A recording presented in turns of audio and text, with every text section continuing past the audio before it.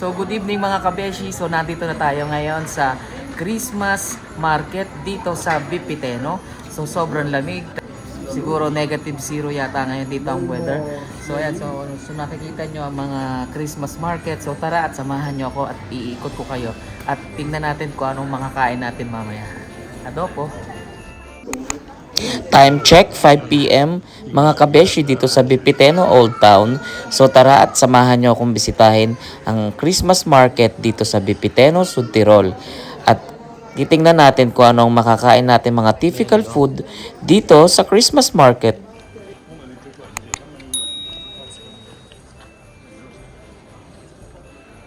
See.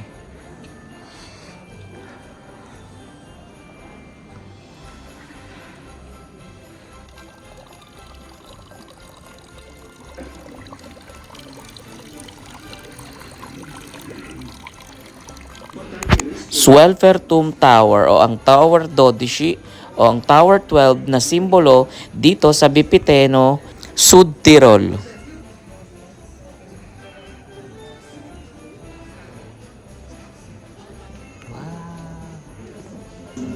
Usok check muna tayo mga kabeshi.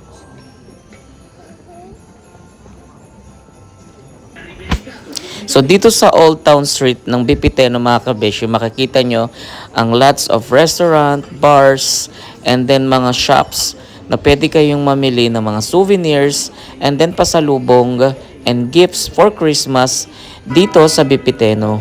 So ayan, makikita nyo rin yung mga magaganda at colorful na buildings at itong Tower 12 na simbolo dito sa Bipiteno.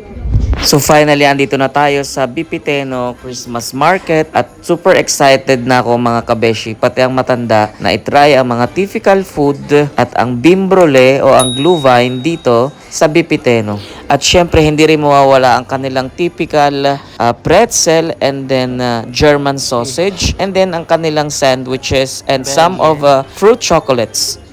Wow, super ganda mga kabeshi oh. Ayan, super lamig. Usok check nga muna tayo. Umuusok talaga. Yan, so ang dami nyo mabibili dito mga food. Typical food dito sa Sud Tirol, dito sa Bipiteno. And then mga souvenirs, shop, Christmas gift. Ayan. Mga kabesya, may mga tinda silang bonnet at saka mga gloves. Ayan. Ito naman mga Christmas decor. Ayan, ang gaganda. So cost 10 euro, 14 euro ang isa. Tapos dito naman yan, nagluluto sila ng strudel. Ayan. Then meron din silang mga pretzel. Ayan. Itong umuusok na to. Lutuan ng kastanya. Ayan no, maroni.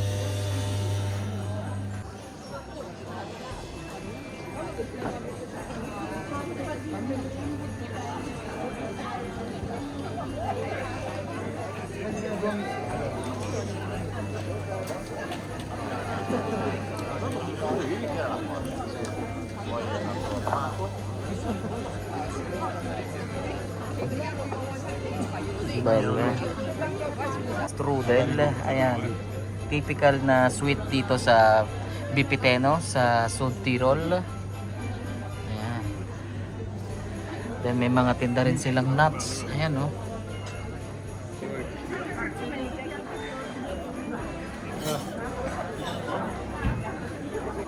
Sila dito na roast beef. Ayan no. Saka mga wurstel.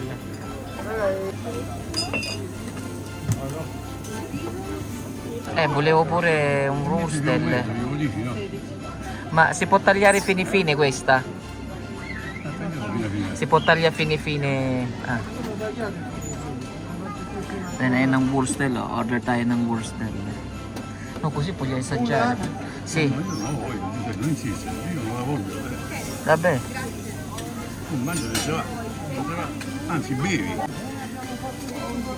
Va bene, sì. Non è troppo, Tutto buono.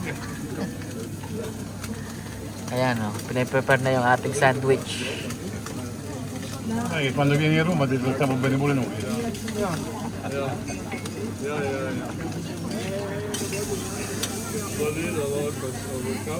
Panino. Yan, with prosciutto. And then meron din tayong in-order ditong wurstel. Sei sbagliato. So ayan mga kabeshi, tikman na natin tong ating sandwich na ham.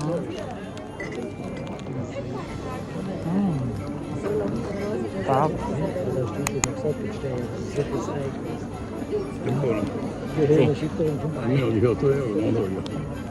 Die wird du noch? Das ist echt? Ecco, io vedi Andrea, prego, controlla se hai mandato tutto. Sarap. Das ist genau das, wie du sagst, wenn du lernst. Umuusok-usok pa oh.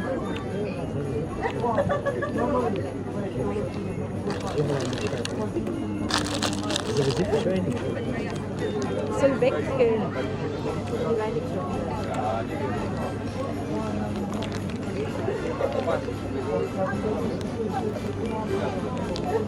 Boah, der Grabschlag. Yummy. Eh?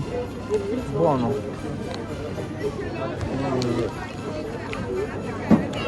Lasang-lasa mo yung ham.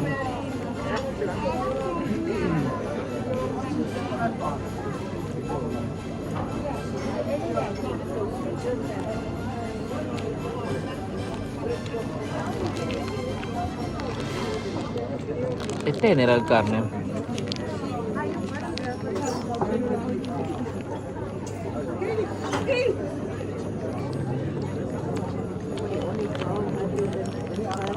Sì.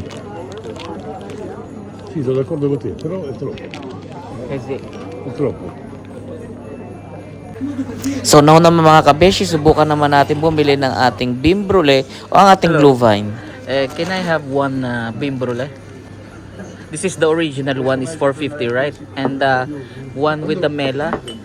What is the difference? Mela is without alcohol. Uh-huh. And then We can add rum okay, so I can get that one, the mela with a little bit alcohol. Okay. But not strong. Not too much. Ja, okay. Proviamo. Senti, scusa, me la dai? Aspetta, dammi la mano. So guys, itatry na natin tong bean brulee na ang flavor niya ay mansanas, mela, so apple. Ayan, so ang ganda ng view natin dito, ng background dito sa likod. Sarap. Medyo ano, meron siyang nilahukan siya ng alcohol na medyo konti. Pero hindi naman siya masyadong matapang. Ayan, ang mainit nating bean brulee. Super yummy.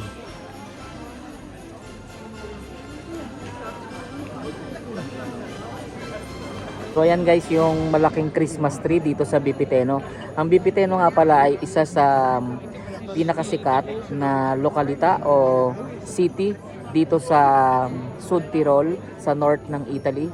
So malapit na siya sa Austria, sa pinagigitnaan ng Austria at saka ng Switzerland.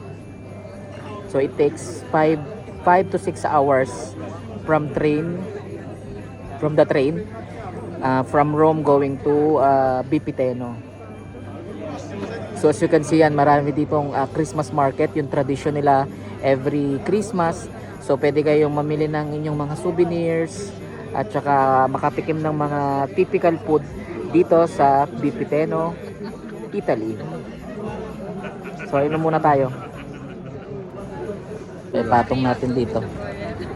No, adesso potrei chiedere Ayan. magari se uno se mi la possono fare la fattura. Napakasarap umiinom ng mainit na bean brulee pagka ganitong malamig. Si Fulvio ayaw dahil daw, yung iba ang lasa, hindi niya type. Ma tu bevi vino però, no? No, Sì, ma non me Però la... è buono, vuoi assaggiare? Iniziamo, io No, sono no. questi di Vanelli. Questi ho sentito lui. No, io ho venuto qua, dopo c'era. No, quello va bene così. Ang sarap. Voi cosa prendete? Allora vado Lasang-lasa mo yung niya, yung apple niya. Allora c'hanno. Ah, visto. Pero siya yung Wine, hot wine.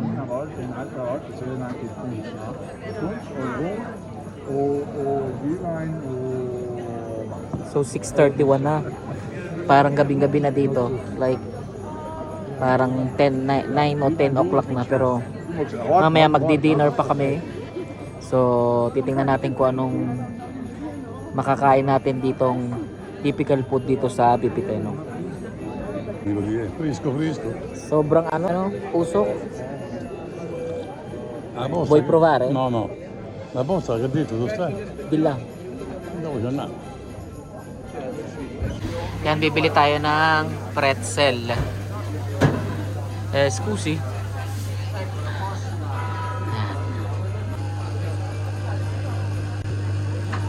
Ito, quanto l'uno?